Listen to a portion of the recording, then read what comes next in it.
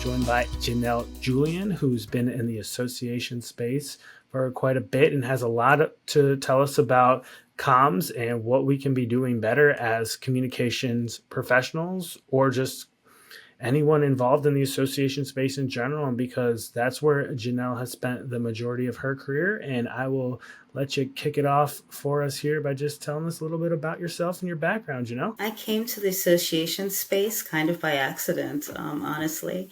I started out working in publishing companies. I worked at Congressional Quarterlies first, and then I moved over to Walters Kluwer and some other companies. And so I thought I would stay in publishing forever. But then, things happened, the world changed, publishing changed a lot. And so I stumbled upon associations as a way to still do publishing work because I didn't realize that a lot of associations have publishing departments or they have some type of, similar type of operations going on. So it was a natural fit for me, honestly.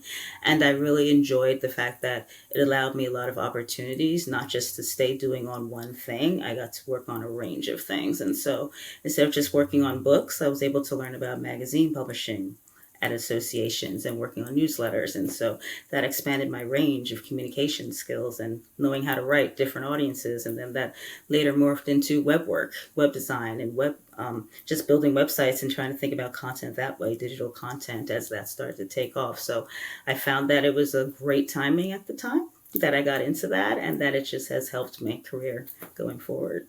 That's awesome. So, where do you think the state of at least publishing is headed with associations?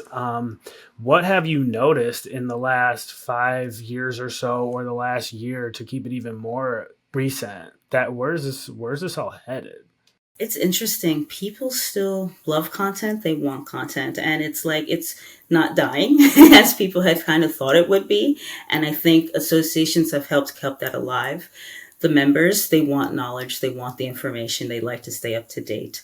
And so I think it's a perfect fit. And that is worth that it's kept that. And that has helped me also stay up to date on trends in the industry and to think of ways on how to deliver content better to the members, especially if it's very time sensitive. And so it is, changed into, like I said, thinking about website content. And even if it's a magazine, how do we translate that to the website? And then how do we take that even further for the members to make sure that they are getting the information that they need, that they can search for the information they need, search for content. And it just opens so many opportunities and possibilities. And that's what I think is great about that it gives you that room and that they're very appreciative of that information. They like the fact that people are working out there for them to give them that information, bring that content to them. Absolutely. And when you talk about publishing at an association, I typically think of two different arms. You have, like you're talking about, kind of the member news and the more magazine feature article type publication, and then you would have maybe like a peer reviewed journal. So, what end of the of that spectrum were you working in? I've done it all. I still do it all, I work on a peer review journal still for an association.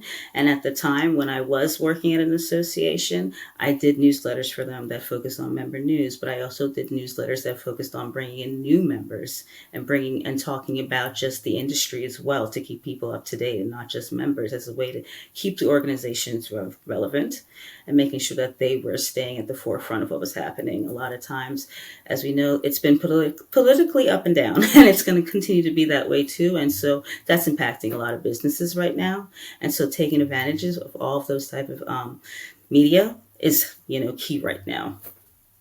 When it comes to the peer reviewed journal, I know that associations will employ a model where it's a lot of that is done by a third party, some of the organizations that you've worked for, actually. So tell me about what that relationship is like with association staff and membership in that third party. How does that work for people that aren't familiar with that? hmm It can it's like honestly a very collaborative process that I found it to be because everybody at the end of the day wants a great product. They want to put their best forward. They want to put their best thinking forward. And so working with staff to try to find the right people to make sure that's writing the content, that are knowledgeable, we're putting the right people forward and showing the organization the best light. And then, the latest and the greatest news as well, I think is very important. And everybody's always thinking and, coming up with, oh, this person, I heard them speak. This is a person to reach out to. And so people always have ideas and about who to reach out to, the topics to bring to the forefront. And so it's a great process that I think just gets people excited. It's like, yeah, so now what can we do with this? How can we put this all together to make sure that the members are going to benefit the most from this? And I think that's what has been very exciting about the process. Like the staff, the peer review group themselves, everybody wants to just do their best. And you've worked outside of associations as well in this capacity of publishing and communications. I've seen your resume, so to speak, and I know that you've been at some really big, probably Fortune 500 companies doing this kind of work in addition to your work in associations. So what have you noticed, if you would compare and contrast kind of the work in those Fortune 500 companies, so to speak, and then kind of the association space? What's the differences? And if someone's trying to make the jump from one to the other, talk to us about the cultural differences too.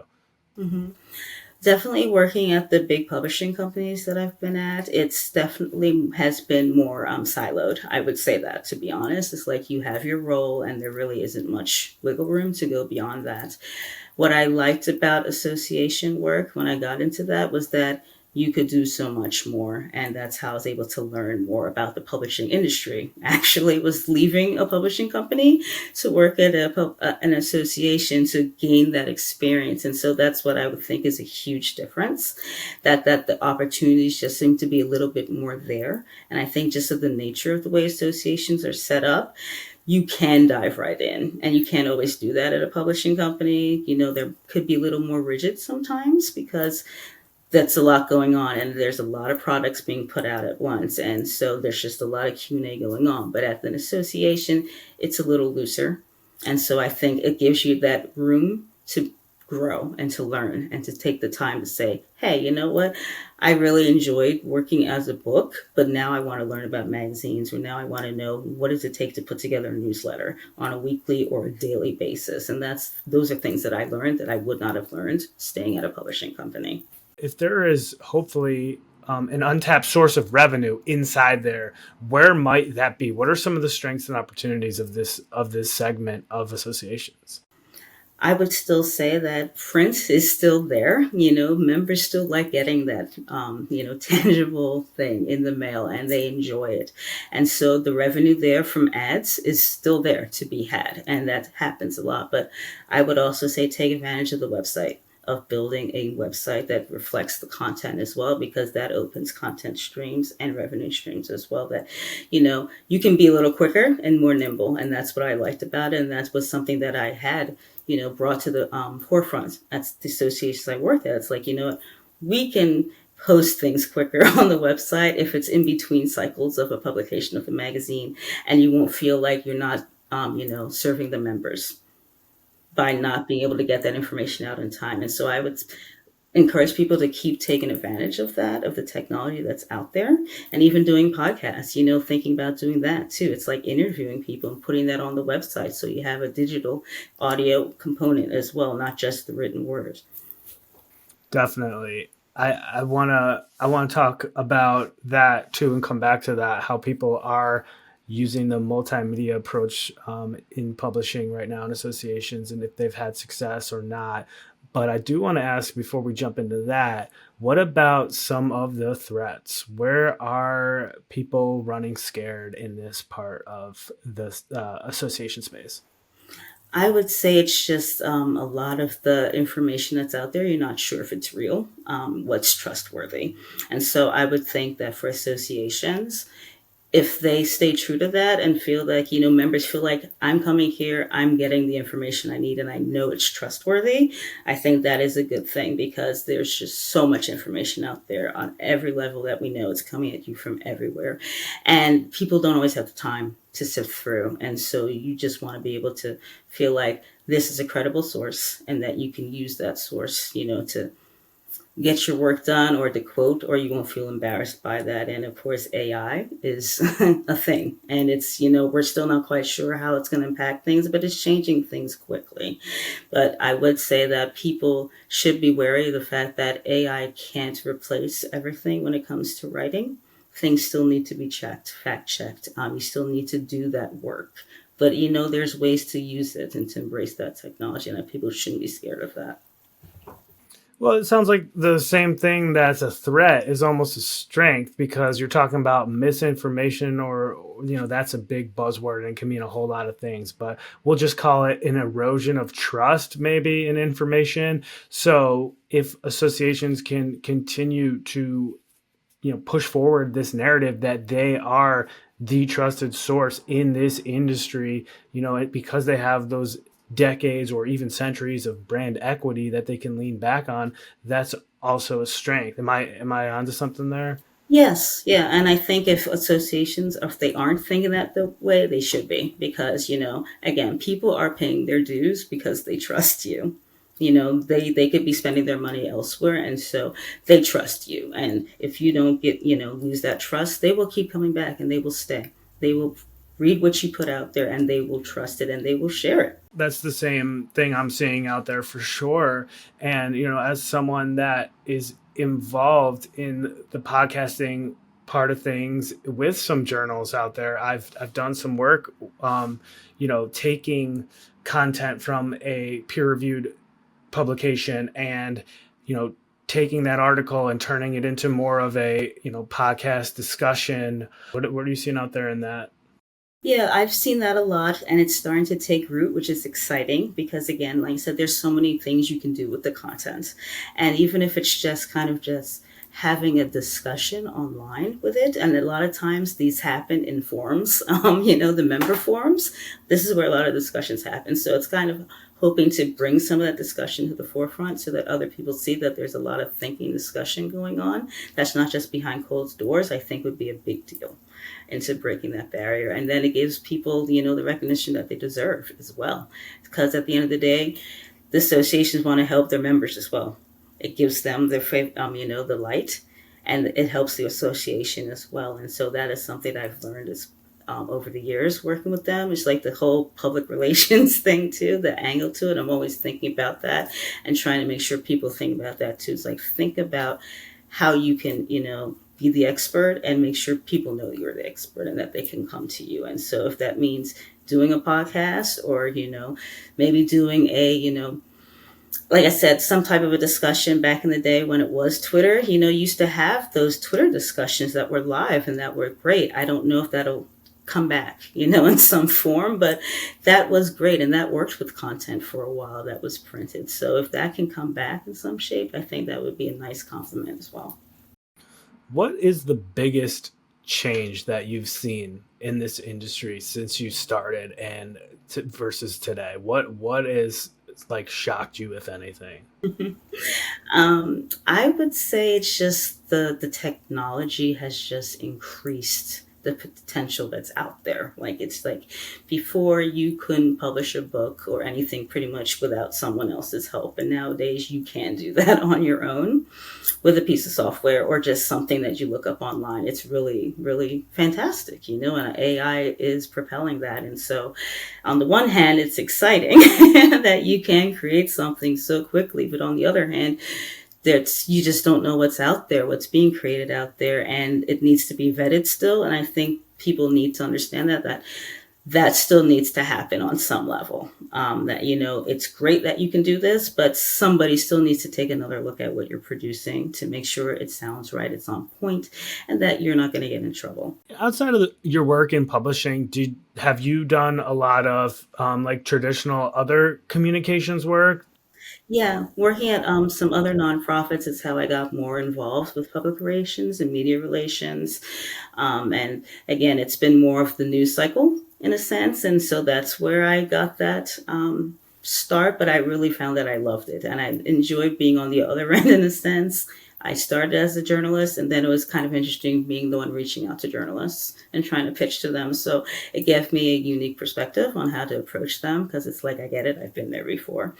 But, I also want to make sure that it's always relevant too. And so that has helped me hone my skills on making sure that I am pitching the right content at the right time with the right person, if need be, and that I'm prepping them too. I've learned how to coach people on how to be there and give a good interview, whether it's in person or, just on the phone.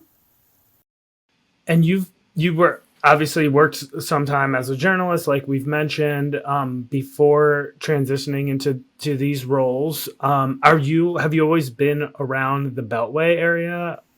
Mostly, yeah. I've lived in New York as well, but for the most of my career, it's been here. Okay. And where did you do your journalism work? And tell me a little bit about all that and what those foundational skills as a journalist have helped you with, in your transition into this work with associations. I actually got my start off in college in Philadelphia, where I went to school. I worked for the city paper, and that's where I got my start. And I covered news and events going around the city, and that gave me that perspective. It's like, okay, I have about 1,000 words, to fit this column. Well, I just reviewed this play, or I went to this rally. What do I say about it? And so that gave me that perspective on how to write from different perspectives and trying to figure out what, as the average reader in the city in Philadelphia, was going to care about, because people did read that publication. So it was exciting because, to be around the news like that, but it was kind of challenging sometimes. Yeah, most definitely. And, all associations are trying to attract younger people, be it, Gen Z or even, younger millennials and those generations. What do they need to do to keep up with what we all assume, because social media and the short form video is so popular, is a shrinking attention span? Yeah, I honestly think it's that coming up with these ways, like you said, multimedia formats, and just really thinking about what are people into. Like, not everybody needs to do a dance video to catch your attention. It's great. It's fun to watch, but there are people out there starving for content, and they do want to learn something. And I think if you just keep that in mind, it's like people are ultimately searching on there because they're trying to find something and learn about something. So if you can tap into that, then you should be able to still be relevant to that audience. Yeah, I mean, I think all of that, like short form dancing video, it has general appeal, but most associations, if not all of them, have that specific educational niche that they provide content on. So I think they are a little sheltered from this whole attention span, issue, because people are always going to need education regarding their professional endeavors. So associations are there to lend that, and they do have that trusted source. So they are sheltered a little bit from that traditional marketing issue that people are having, and Marcom issue that people are having, I think, which puts them in a good position. But it also, they have to not just, in my opinion, lean on that and be satisfied with that, because once you are just like satisfied and assume that people will just always come to you, that's when the issues start. So I think, yeah, I think it's a balance too. But yeah, it's definitely interesting, because I mean, I'll go back to my question about threats. Um, is there someone that you can see coming into this space and disrupting that old adage of associations being the number one expert in their field? Like, who are you seeing stepping in and being a threat to that, old guard, we'll call associations? hmm I do believe that if somebody figures it out, how to use AI to that effect, it would be that, honestly. Because if you start gathering that content, I think where associations have lacked lately or over the years is that they have not done a good enough job of trying to educate people coming out of college about, like, this is the profession for you. It seems to be the older guard that already knows about it, and they think they should do that. And so I think that's where they've had a disconnect, is like, how do you produce the content to let people know that this is a path for them? Most people won't know that. They kind of stumble upon it, as I've learned through the association world. And so that's where the threat is. If somebody comes in and says, oh, well, this is all you need to do to become this, then people are going to go there to find that information instead of coming to you. And so that's where you lose the membership. Yeah, definitely. Well, it's an interesting time to say the least. I still would always be betting big on associations because they are that reliable source in a time of uncertainty. So I'm still big time bullish on the association publishing side of things. I know a lot of people echo that sentiment. So Janelle, I am so glad we've had some time to chat here today and talk all about these different phenomena going on. So one thing we always like to ask our guests in the spirit of 6 degrees of associations is if there's someone that you want to give a tip of the hat to in the association world that has maybe served as a mentor or inspiration to you in your career, and maybe we even have them join our show for a future episode. Mm-hmm. Well, Katrina Holland, she was one of those people for me. She served as a mentor when I worked with her, and I learned a lot from her. I was in the marketing communications world with her, but I also learned much more about business and the management of things in the association world. So I tip my hat off to her. But I also applaud Lauren Nielsen. She works at NSA right now, and she, brought me the perspective of the education side of things and the event planning side of things, and that's where I started to learn about how that all connects in the association world. And she, again, is a person who came from a different industry and has so much knowledge. She worked as a journalist. She has been abroad as well, just like me, very learned, but she applies all that to the work that she does, working in associations and make those connections and relationship with people to get them to come to events. And I think it's just fascinating to watch and just to get people to speak, to find the experts. And she's just phenomenal at that.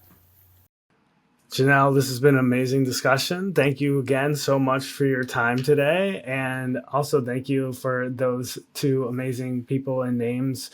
All right. Well, thank you again, Janelle, for joining me, and have a great rest of your week.